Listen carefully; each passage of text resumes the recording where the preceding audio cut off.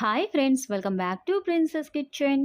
ఈరోజు మన స్పెషల్ వీడియోలో restaurant style chicken Manchurian recipe మీతో షేర్ చేసుకోబోతున్నాను ఫ్రెండ్స్.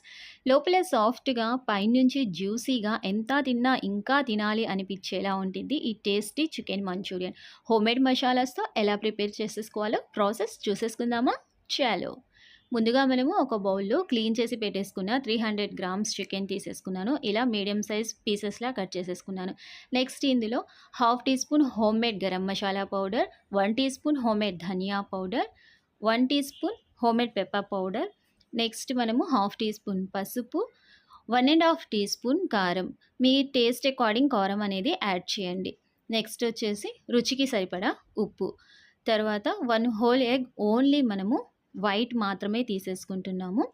చికెన్ మంచూరియానికి కొంచెం కారం ఎక్కువైతే చాలా టేస్టీగా ఉండిద్ది. అందుకే 1.5 టీ స్పూన్ తీసేసుకున్నాను. మీరు 1 టీ స్పూన్ అయినా యాడ్ చేసేసుకోవచ్చు.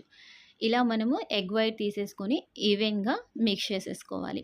ఇలా మిక్స్ చేసేసుకున్న తర్వాత హాఫ్ టీ స్పూన్ హోమ్మేడ్ అల్లం వెల్లుల్లి పేస్ట్ వేసి కలిపి దీనికి బైండింగ్ వచ్చేసి కార్న్ఫ్లవర్ 2 టేబుల్ స్పూన్స్ కార్న్ఫ్లవర్ తీసేసుకొని ఈవెన్గా మిక్స్ చేయాలి. ఇలా మిక్స్ చేసేసుకున్న తర్వాత కలర్ అనేది ఆప్షనల్.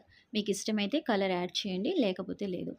మొత్తం ఇంగ్రీడియంట్స్ని చికెన్ పీసెస్కి పట్టే విధంగా కలుపుకొని మూత పెట్టేసి ఫ్రీజర్లో మినిమం టు 1 అవర్ వరకు పెట్టండి. సో అప్పుడు మనము వేసేసుకున్న మసాలాస్ అనేవి చికెన్కి పట్టి చాలా టేస్ట్ ఇచ్చిద్ది ఈ మసాలాస్ అన్నీ కూడా చికెన్కి.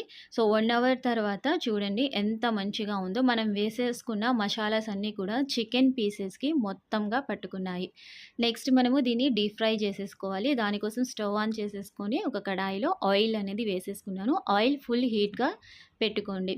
తర్వాత మనం ప్రిపేర్ చేసి పెట్టేసుకున్న చికెన్ పీసెస్ మొత్తాన్ని కూడా అందులో వేసేసుకుందాము. ఆయిల్ అనేది ఇక్కడ నేను చాలా తక్కువ తీసేసుకున్నాను. ఈ కొంచెం ఆయిల్లోనే మనకి ఎక్కడా కూడా చికెన్ పీసెస్ అనేవి కడాయికి అంటకుండా ఎంతో మంచిగా వచ్చేస్తాయి. మనం చేసే ప్రాసెస్లో ఉండిద్ది అది మొత్తం కూడా. నేను చెప్పిన ప్రాసెస్ మొత్తం కూడా మీరు ప్రిఫర్ చేయండి. మీకు ఇలానే కొద్దిపాటి ఆయిల్లో మీరు చికెన్ని ఫ్రై చేసేసుకోవచ్చు.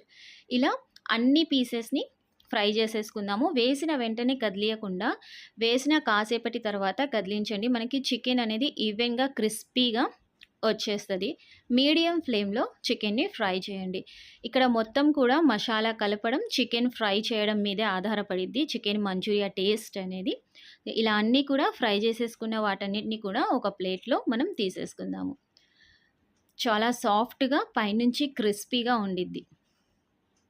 నెక్స్ట్ మనము తడకా కోసం స్టవ్ ఆన్ చేసుకొని లో ఫ్లేమ్లో సేమ్ ఆయిల్, మనం చికెన్ ఫ్రై చేసిన ఆయిల్ 1 టేబుల్ స్పూన్ వేసేసుకొని చిటికెడు అల్లం వెల్లుల్లి పేస్ట్, ఒక మీడియం సైజ్ ఆనియన్ ఫైన్గా చాప్ చేసేసుకున్నాను, 1 పచ్చిమిర్చి లైట్గా సాటై చేసేసుకొని, క్యాప్సికమ్ వచ్చేసి హాఫ్ తీసేసుకున్నాను, పెద్ద సైజ్ క్యూబ్స్లా కట్ చేసేసుకొని, రుచికి సరిపడా ఉప్పు.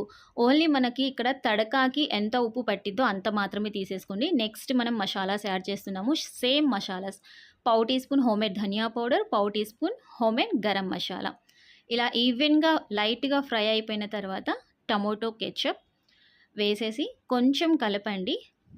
ఆ తర్వాత మనం ఫ్రై చేసి పెట్టేసుకున్న చికెన్ పీసెస్ని కూడా యాడ్ చేద్దాము. ఇందులో వచ్చేసి ఎక్స్ట్రాగా కారం అనేది యాడ్ చేయడం జరిగింది, లేకపోతే మీరు స్కిప్ చేయొచ్చు.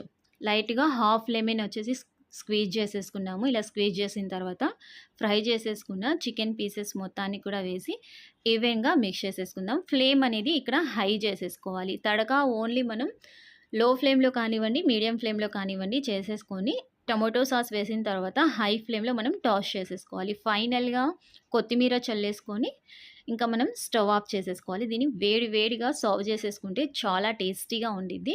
సో మనకి రెస్టారెంట్కి మించిన టేస్ట్ అనేది ఇంట్లోనే తీసేసుకోవచ్చు.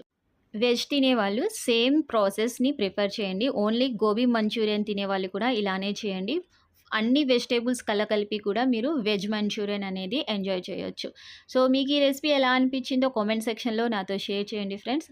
ఈ రెసిపీకి ఒక చిన్న లైక్ ఇవ్వండి. మీ లైక్ అనేది నా నెక్స్ట్ వీడియోకి మోటివేషన్. ఛానల్ని కొత్తగా విజిట్ చేసినట్లయితే సబ్స్క్రైబ్ చేసి బెల్ ఐకాన్ని యాక్టివేట్ చేయండి. మళ్ళీ ఇంకో కొత్త టేస్టీ రెసిపీతో మీ ముందుకు వచ్చేస్తాను. అప్పటి వరకు థ్యాంక్స్ ఫర్ వాచింగ్. బాయ్.